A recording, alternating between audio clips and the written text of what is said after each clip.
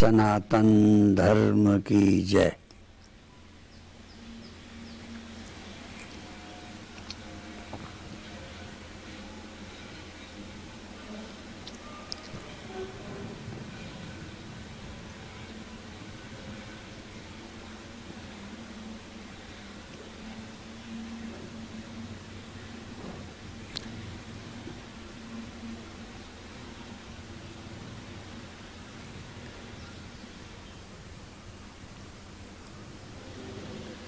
हमारे पैर में कांटा न लगे, इसके लिए एक है कि सारी पृथ्वी को चमड़े के द्वारा ढक दें कि जहां हम पैर रखें वहां कांटा न लगे। पूरी पृथ्वी को चमड़े से ढकना। और दूसरा तरीका है कि सारी पृथ्वी को तो हम चमड़े से ढक नहीं सकते, अपने पैर में जूता पहन लें। यदि हमारे पैर में जूता होगा तो जहां पैर रखेंगे वो हमारा पैर चमड़े में ही रहेगा, कांटे में नहीं पड़ेगा।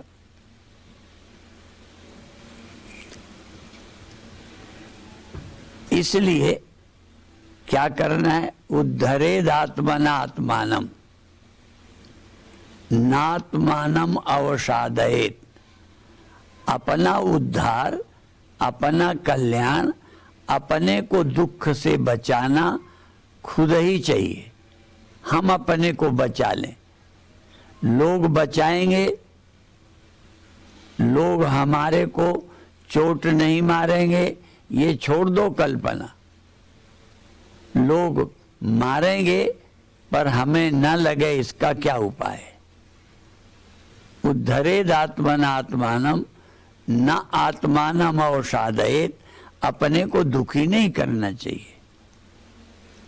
भगवान बुद्ध इसी दुनिया में थे, ऐसे ही लोग तब थे जो बुरा भला बोलते हैं, अच्छा बुरा व्यवहार करते हैं, पर भगवान बुद्ध प्रभावित नहीं होते। भगवान बुद्ध ने अपना उद्धार कर लिया। ये श्लोक तो ज्यादातर गीता का सुना ही है, पर हम आज दूसरी तरह से कुछ कहना चाहेंगे। नैनम छिन्नन्ति शस्त्राणि नैनम दहति पावका न चैनम क्लेदयन्त्यापो न शोषयति मारुता।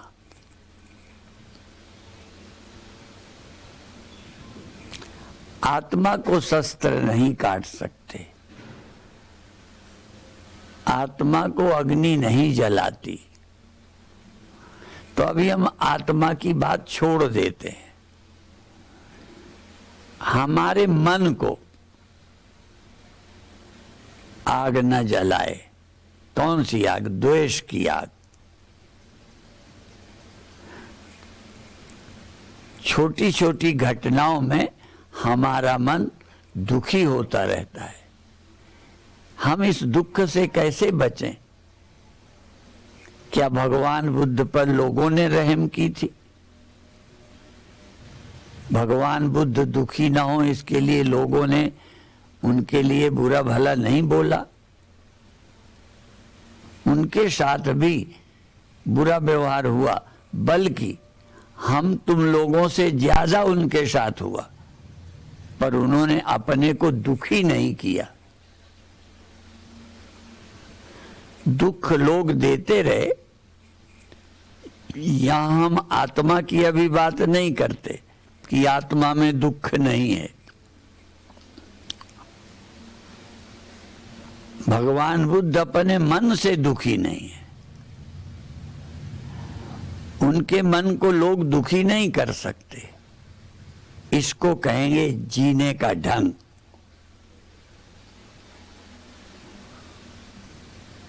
हम कहेंगे बुद्ध पुरुष। बुद्ध पुरुष माने जागे हुए, सावधान पुरुष। आत्मदीपो भव। अपने आप को बचाना है दुख से, चिंता से, भय से। मृत्यु जब होगी तब होगी, पर हमारी बुद्धि में ख्याल आता है कि हम मर जाएंगे। जब भी आपके मन में विचार आएगा तो ये हम नहीं रहेंगे। और शुरू में हर उपदेशक भी बताएगा। क्यों बताएगा? क्योंकि जब तक जहां आप खड़े हैं वही उपदेश आपके लिए है। कोई दुनिया का उपदेशक, कथावाचक कथा जब शुरू करता है यहीं से करता है कि तुम नहीं रहोगे, छोड़कर चले जाओगे।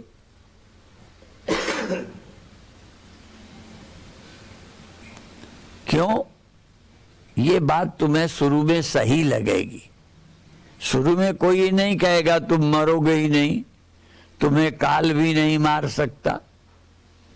पहले तुम्हें वैराग्य कराएंगे कि एक दिन नहीं रहोगे, ये सब छूट जाएगा, तुम्हारे साथ नहीं जाएगा, जिससे आपको थोड़ा लगे, बुरा लगे, बचने का उपाय करो, तब आत्मा का अनुसंधान करोगे।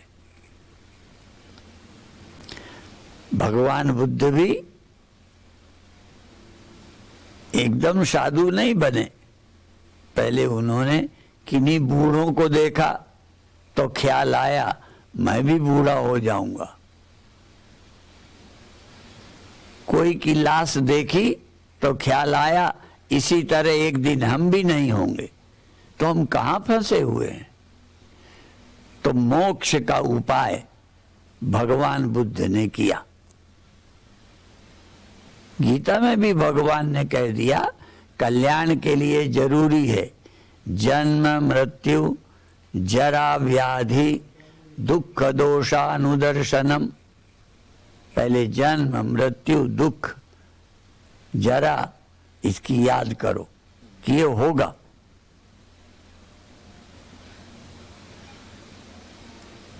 एक दिन इस शरीर से छुट्टी होगी। जिसे अपना बनाया है साथ ले नहीं जा सकते, तो क्या करें?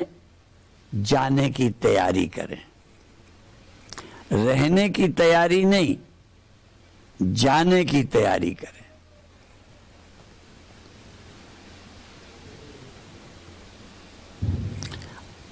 हम और सब तैयारी करते हैं, शरीर छोड़ने की तैयारी नहीं करते। कभी कभी हमने देखा, एक मेरे गुरु भाई थे पर मुझे बड़ा मानते थे। उज्जैन की घटना है, उनका शरीरांत होने लगा। तो लोगों ने कहा स्वामी जी उनका शरीर छूट रहा है, आप दर्शन दे दो। तो मैं गया, तो बोल नहीं पा रहे थे। तो जैसे हम लोग कहते हैं राम राम कहो, शिवोहम कहो कल्याण के लिए मरते समय, तो उनको लोग कह रहे थे स्वामी जी आए हैं, शिवोहम कहो, शिवोहम कहो। तो बोल नहीं पाए। फिर कहा हाथ जोड़ो, स्वामी जी आए हैं। तो उन्होंने ऐसे लेटे लेटे ऐसे हाथ किया। तो होश में थे, लेकिन हाथ काम करने कम बंद कर रहे थे। जब शरीर छूटता है तो नाड़ी छूटने लगती है, यहां से प्राण समिटने लगता है, प्राण का प्रभाव शरीर से हटता है, प्राण उत्क्रमण करता है, पैर शून्य होने लगते हैं और होश रहता है। उस समय हमें उस मृत्यु का स्मरण करना, कैसे शरीर छूटता है। और ध्यान में भी ये अभ्यास कर सकते हो। शरीर को लेटा दो और पूरा ढीला छोड़ दो, शव की तरह। इसलिए कई इस आसन का नाम ही रखते हैं शव आसन। मुर्दे की तरह, शरीर को मुर्दे की तरह छोड़ दो। और उस समय जब मृत्यु होने लगेगी ये प्रैक्टिस ना कर पाओगे। अभी से प्रैक्टिस करो। प्रतिदिन शरीर को शव की तरह, मुर्दे की तरह छोड़ देना और शरीर में जो परिवर्तन हो उसके साक्षी रहना। जो ये अभ्यास करेंगे वो मृत्यु के समय भी कैसे कैसे प्राण शरीर को छोड़ रहा है वो अनुभव करेंगे। दिल्ली में एक हमारा भक्त परिवार था, चड्डा। उनकी माता बहुत प्रेम करती थी। जब भी वो प्रवचन सुनने आती थी 5-4 बादाम छील कर पुड़िया में लेके आती थी और मंच में मुझे पकड़ा देती थी। इतनी श्रद्धा थी। लेकिन जब उनका शरीर छूटने लगा तो उनके पुत्र ने कहा कि माता जी का शरीर ठीक नहीं है, आप दर्शन दे दो। तो एक बार मैंने कहा कोई नहीं, कल आ जाऊंगा। तो उनके बेटे ने कहा पता नहीं कल तक माता जी का शरीर रहेगा कि नहीं। तो फिर मैं चला गया। मैं उनका हाथ अपने हाथ में पकड़े था। उनकी नाड़ी कैसे बंद हो रही है, अभी चल रही है, बंद हो रही है, मैं देख रहा हूं। और वो कैसे श्वास ले रही है ये भी मैंने देखा। तो एक श्वास ले रही थी, एकदम श्वास रुकी जैसे किसी ने कुंभक किया प्राणायाम, और एकदम उस कुंभक के साथ शरीरांत हो गया। आपने दीपक जलाया होगा, बाहर तो दीपक है नहीं, फिर भी मोमबत्ती वगैरह होती हैं। तो जब बुझने लगती है तो एक बार ऐसे ऐसे होके बुझती है। ऐसे जब व्यक्ति का प्राणांत होता है तो श्वास एक आध बार झटके से आती है और आदमी का शरीर छूट जाता है। हम शरीर का अंत भी देख सकते हैं, पर भय ना हो तो। जैसा कि हम ध्यान में बताते हैं कि ध्यान में डरो मत। कई लोगों को लगता है कि ध्यान ज्यादा ना लग जाए फिर उठाएगा कौन। कई को ये लगने लगता है कि कहीं मेरे प्राण ना निकल जाएं। डरो नहीं, देखो। क्यों? तुम मृत्यु को भी देख सकते हो। और मृत्यु है क्या? जागृत में समझना है तो स्वप्न में समझो। स्वप्न में भी जब मृत्यु होगी, और ये तो मैं मनाता हूं कि हे भगवान, स्वप्न में मृत्यु का स्वप्न जरूर होवे। यदि स्वप्न में मृत्यु होगी तो जागकर आप विचार करो कि जब स्वप्न में मृत्यु हो गई, लोग घर के रो रहे थे और तुम भी दुखी थे, अपने मर जाने को आप दुखी थे। इससे ज्यादा आश्चर्य कोई हो सकता है? मेरी मृत्यु हो गई और मैं ही दुखी हूं, तो दुखी होने का मतलब मैं जीवित हूं कि मर गया? तो देहांत हुआ, उस देहांत को मैं देख रहा हूं, पर शरीर में मोह होने के कारण मुझे दुख है और मैं मर गया हूं, ये मेरे अंदर विचार है। पर ये विचार जो है उसके अंदर उठ रहा है मैं मर गया हूं, कि जो मर गया है उसमें कोई विचार है? तो मैं मर गया ये विचार उठता है। इसलिए गीता में एक ये श्लोक है विचार करने का है कि आप मृत्यु मान लेते हैं जैसे स्वप्न में। यदि आपके अंदर धैर्य हो तो मृत्यु के समय देख सकते हो कि प्राण मेरे पैरों से सिमट गए, पैर भारी हो गए, हाथ शून्य हो रहे हैं और मैं देख रहा हूं। यहां तक अब प्राण शरीर से निकल रहे हैं, उत्क्रमण हो रहे हैं, दम घुट रहा है और मैं देख रहा हूं। मैं देखते देखते शरीर छोड़ सकता हूं, ये अभ्यास करना। पर ये अभ्यास भी एक है, पर मैं आज अभी दूसरा अभ्यास बताता हूं। हम जीते जी अभी आत्मा को नहीं जानते, कोई बात नहीं, आप किसी के व्यवहार से दुखी ना हो। मैं अमेरिका में था, डेबी गोल्डमैन, उनकी शादी का 25वां वर्ष मनाया जा रहा था, उसमें मैं सम्मिलित था।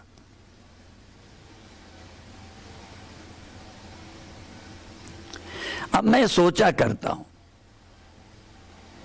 कि किसी के 25 वर्ष हुए हों, किसी के 10 वर्ष हुए हों, किसी के और ज्यादा वर्ष हो गए हों, आप ये देखो पत्नी ने पति को घायल किया कि नहीं, शरीर से नहीं, मन से। मन से आप कभी घायल हुए कि नहीं, और मन से पत्नी को कभी घायल किया कि नहीं। धन्य है वो लोग जो किसी से अपने मन को घायल नहीं होने देते।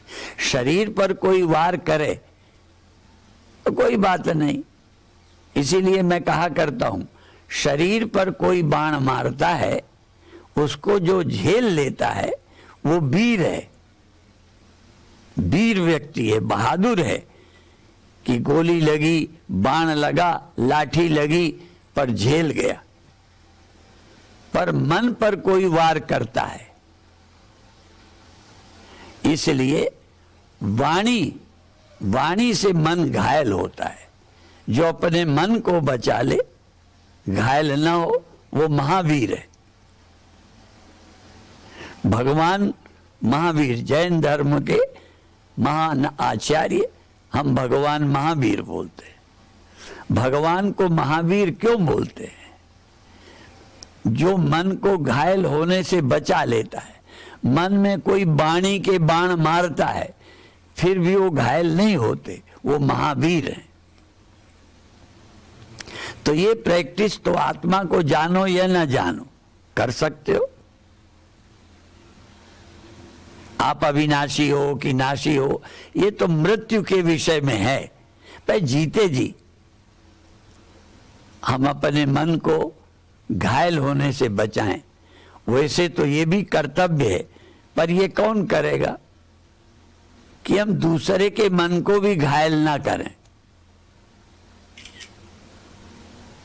कल्पना करो, हम ऐसा नहीं बोलेंगे कि दूसरे के मन को चोट पहुंचे। शरीर को डंडा मारना ही हिंसा नहीं है। हमारे जैन धर्म और सनातन धर्म के हिसाब से मन को दुखी करना भी हिंसा है। हम दूसरे के मन को दुखी करें, ये भी हिंसा है, और दूसरे के व्यवहार से दुखी हो जाए, ये भी अपनी हिंसा हो गई, अपना नुकसान कर लिया। तो बधाई के पात्र वो हैं जो उद्धरेत आत्मना आत्मानम, जो अपना उद्धार करते हैं, अपने को दुख में नहीं गिराते। उद्धरेद आत्मना आत्मानम न आत्मानम अवसादयेत, जो अपने आप को अवसाद में, दुख में नहीं ढकेलते, दुख में नहीं गिराते, दुख के गड्ढे में नहीं गिरते। जैसे रोड में चलते, गड्ढे में पैर चला, पत्थर से टकरा गया, गिर गए, ये तो स्थूल शरीर का है। ऐसे ही जीवन में, मन में कोई पत्थर फेंक दिया, हम अंदर से चोट नहीं लगी, शांत है। ये है जीने की कला। हमें जन्म मिल गया पर जीना नहीं आता। इसीलिए कई संत ये बोल रहे थे कि जन्म माता पिता देते हैं, पर जीवन जीने का ढंग गुरु देते हैं। बड़ा कठिन काम है। कभी कभी तो देखो, हम संत हो गए, साधु बन गए, इतने दिन हो गए, हजारों के गुरु हो गए, तब भी कभी कभी मन को चोट लग जाती है। एक प्रार्थना है, कब दो ऐसी रहानी रहूंगो, कब मुझे ऐसा रहना आ जाएगा। ऐसा जीने की कला आ जाएगी कि दूसरे के कड़े वचन, कठोर वचन सुनकर अंदर की आग में नहीं जलूंगा। बड़ा मुश्किल है कहना, सुनना।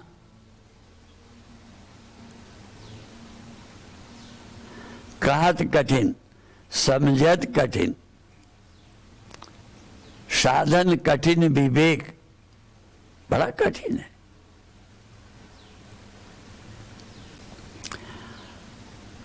तो ये कितना कठिन है कि मन से दुखी ना होना, और सुखी होने के लिए जाने क्या क्या किया।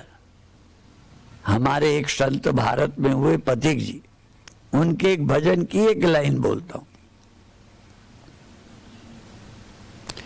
सुख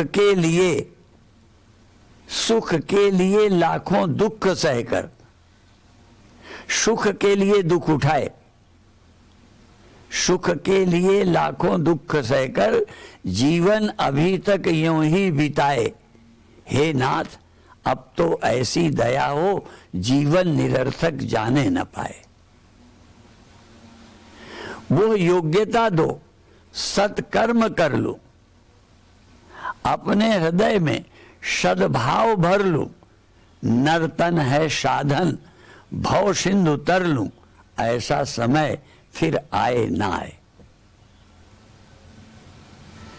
ये सबसे बड़ा काम है।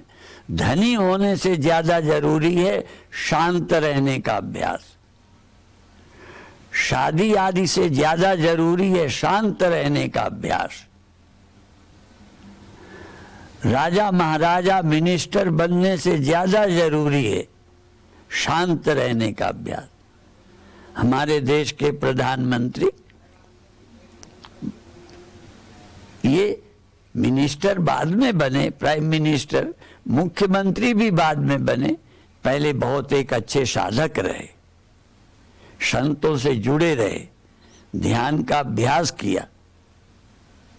कई लोगों ने उन्हें कहा इनको हम प्रधानमंत्री ही नहीं मानते, ऐसा बोला, तो भी कोई जवाब नहीं देते कि क्यों नहीं मानते। खेल नहीं है। मुझे लगता है मोदी प्रधानमंत्री होकर राजनीति में रहकर भी एक साधु हैं। कितनी अपमानजनक, किसी ने चोर कह दिया, हाँ, और सब मालूम है, तो भी कोई जवाब नहीं देते।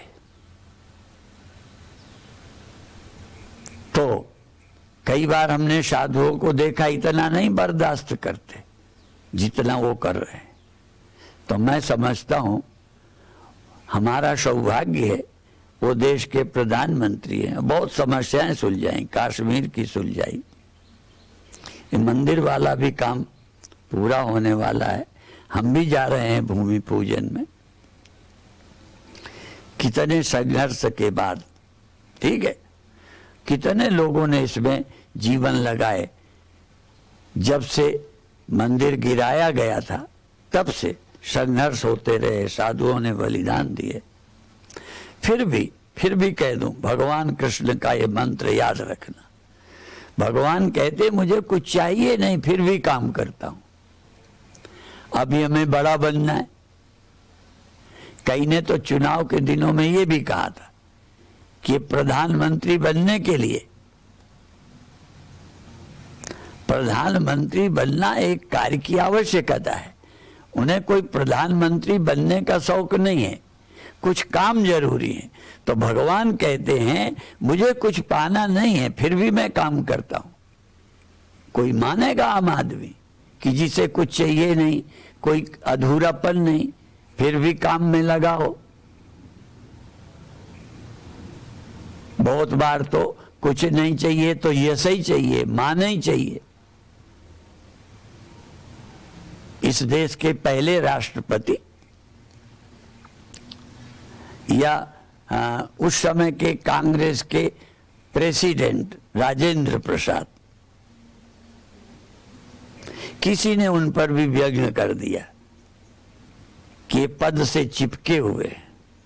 तब गांधी जी भी थे। तो आसक्ति न हो। ऐसे ही एक विद्यालय का हमारे से भी जुड़ी घटनाएं हैं जो नहीं अभी बताएंगे। तो राजेंद्र प्रसाद ने त्याग पत्र लिख के गांधी जी को दे दिया कि मैं अपने अध्यक्ष पद से त्याग देता हूं। तो गांधी जी ने कहा क्यों? कहते हैं लोग कहते हैं पद से चिपका हूं, मैं चिपका तो हूं नहीं। तो कहते हैं अब ये बताओ, ये कहते हैं पद से चिपके हो तो आप इस अपमान के कारण आप छोड़ दोगे, तो ये बताओ काम कौन करेगा? एक भला व्यक्ति काम कर रहा है, अध्यक्ष है, तो तुम छोड़ दोगे तो काम कौन करेगा? तो अपमान के डर से अपमानित होकर पद छोड़ना भी ठीक नहीं। भगवान कृष्ण कहते हैं, भगवान कृष्ण को क्या कहा? कहते हैं ये काम तो हो जाता, युधिष्ठिर बहुत सीधा व्यक्ति है, वो मान जाता, पर इसने नहीं मानने दिया कृष्ण ने। अर्थात भगवान कृष्ण लड़ने के भूखे नहीं है, लड़ाना अपने लिए नहीं है, लेकिन देश हित में जरूरी है तो अर्जुन को खड़ा किया, गीता सुनाई। गीता है क्या? चाहे कोई व्यापार से भाग रहा हो, चाहे कोई शादी से भाग रहा हो, चाहे कोई और दायित्व से भाग रहा हो, भगवान ने कहा जिसका जो कर्तव्य है स्वधर्मे निधनम श्रेया, अपने कर्तव्य में मर जाना ठीक है। तुम डर करके छोड़ते हो कि लोग क्या कहेंगे, लोग कहेंगे अपने परिवार से लड़ गया, तो बदनामी का महत्व ज्यादा देगा, देश हित का नहीं। तो अर्जुन को गीता सुनाई और कर्तव्य में खड़ा किया। तो गीता कायर नहीं बनाती। आप गृहस्थ हैं तो डरो मत। अरे भाई गृहस्थी में क्या है, पुत्र होगा, बीमार होगा, मरेगा भी, तो क्या करें? संतान पैदा नहीं करें, इसलिए कि मृत्यु हो जाती है। और फिर भगवान ने इतने पैदा किए। एक बहुत पहले पुस्तक मैंने लिखी थी और जीवन में एक ही पुस्तक लिखी है, बाकी प्रवचन किए हैं, प्रवचन छपे हैं। एक ही पुस्तक है जो मेरी लिखी हुई है और उसमें मैंने भगवान पर व्यंग किया। कितने दिन से भगवान दुनिया बना रहे हैं और एक और नहीं बचा। भगवान का बनाया इतनी बड़ी दुनिया में सब मर रहे, फिर भी बंद नहीं किया, लगे हुए हैं। अर्थात आवश्यकता है कि no profit no loss. Amritsar में भी एक संस्था है, उन्होंने जो काम करते हैं नो प्रॉफिट नो लॉस, तो ये धंधा भी नो प्रॉफिट नो लॉस का है। भगवान ने जितने बनाए, तुम जिनको पैदा करोगे वो भी मरेंगे, तुम्हें देह मिला ये भी जाएगा। तो ये क्यों चल रहा है? लोग पूछते हैं दुनिया क्यों बनी? जब नो प्रॉफिट नो लॉस, कुछ बचना ही नहीं, तो इतनी मेहनत क्यों? पर जानते हो, न दुनिया होती, न समस्या दिखती, न समाधान खोजते, न अध्यात्म होता। इसलिए ये सृष्टि सत्य के अनुसंधान के लिए। आज अभी इतना ही कहेंगे और आज का संदेश यही कि धनी होने से ज्यादा है शांत रहने का अभ्यास। शरीर के कष्ट झेलने से ज्यादा जरूरी है मन के मान अपमान झेलने की हिम्मत। जो मन को शांत रख लेगा वो महावीर है। इसलिए जैन धर्म में मन के विकारों से ऊपर उठना, और सभी धर्मों में है। काम क्रोध, सिख धर्म में अरदास करते हैं, हे प्रभु, हे अकाल पुरुष, हमको काम क्रोध लोभ मोह से बचाओ। अब काम क्रोध से बचाने का क्या मतलब है? हमारे गुरु शादीशुदा थे, इनके संतानें थी, तो ये तो जरूरी है। बिना मतलब काम, बिना मतलब क्रोध। भगवान राम के लिए कालाग्नि सदृशा क्रोध है, क्षमया पृथ्वी समा। भगवान राम क्रोध में काल की अग्नि है और क्षमा में पृथ्वी से ज्यादा। अर्थात ये हथियार आवश्यकता के लिए है। काम भी हथियार है, क्रोध भी हथियार है, यह अति आवश्यक है। तो इसलिए काम नहीं होता तो हम कहाँ होते सब, लेकिन व्यर्थ। ऐसे ही हम काम को देवता भी कहते हैं, कामदेव बोलते हैं भारत में, कामदेव है। और अग्नि देवता है, और यदि घर में आग लग जाए तो ये राक्षस है, फिर फायर ब्रिगेड से बुझाते हैं। तो काम की आग बुझानी भी है और काम की आग जरूरी भी है। ये सब कुछ आवश्यक है, परंतु ये सब हो तुम इनसे मुक्त रहो। ये समझो, ये सृष्टि के लिए भगवान ने जो हथियार दिए उनका प्रयोग करते हैं। और भगवान ने गीता में एक बात कही है जो बहुत महत्व की है। अभी अभी हम लोग गौशाला में रहे 4 महीने कोरोना के कारण, तो वहां गीता पढ़ते थे। तो उसमें एक श्लोक आया है, मैं शस्त्रधारियों में राम हूं, शस्त्र रखने वाले में राम। भगवान कृष्ण ने कहा, क्यों? राम का शस्त्र निर्दोषों के लिए नहीं है। तो जिस दिन हमारी शक्ति निर्दोषों को सताने के लिए नहीं, चाहे वाणी की शक्ति है, चाहे शरीर की शक्ति है, चाहे अर्थ की शक्ति है, नहीं तो लोग धन का दुरुपयोग दूसरों को सताने में करते हैं, अहंकार करते हैं। ये अहंकार के लिए थोड़ी है, ये तो एक आवश्यक है। धन, शरीर आवश्यक है, काम आवश्यक है, ये बलात्कार के लिए थोड़ा है, सृष्टि के लिए। इसलिए हम अपने तन का, मन का, धन का सदुपयोग करें, जीवन को धन्य बनाएं। इसमें जब हम अमेरिका जाते थे, हमारे बाबू भाई गांधी साथ रह करके ट्रांसलेशन करते थे। ऐसे ही देश में जगह जगह गए, कहीं सुजान परिवार लग गया, तो कहीं और लोग, भारत से भी कुछ लोग मेरे साथ जाते थे, रहते थे। तो वहाँ क्या क्या बताऊँ, ये एलिजाबेथ हैं, और एक अभी यहाँ नहीं दिखाई पड़ी, श्रीनाथ देवी, उनके यहाँ भी हम लोग गए। उन्होंने शिव मंदिर बनाया, हाँ, और बहुत भक्त थे। तो ऐसे बहुत लोग बाहर के जुड़े रहे हैं। अब विज्ञान के द्वारा जुड़ेंगे। अब शरीर से तो आने लायक है नहीं, इतना श्रम होता भी नहीं, इतना अपन बोल सकते भी नहीं। इतना भी आपके प्यार के कारण, और ये प्रयास किया है दिव्य दीप आदि ने, और यहाँ हमारे बीटअप पांडे ने, उनके प्रयास से ये कार्यक्रम हुआ है। और अब भारत के लोग चिढ़ रहे हैं कि आप विदेशों को बहुत प्यार कर रहे हो, भारतीयों को नहीं। तो अगला कार्यक्रम अब हम भारतीयों का करेंगे, और जिसमें अधिक सुविधा उनको देंगे, जिससे अधिक लोग जुड़ सकें। और उसमें भी जो हिंदी जानते हो, भारत वाले में भी जुड़ जाओगे तो हम मना नहीं करेंगे। और एक आध भारतीय भी जुड़ गए हैं आपके साथ में, तो मना नहीं कर रहे, पर ज़्यादा भीड़ हो जाएगी इसलिए बचाया है। अब ये थोड़ा समय रह गया है, कोई आवश्यक प्रश्न हो तो दे देना, प्रयास करेंगे जो बन सकेगा हम समाधान दें। ओम शांति शांति शांति।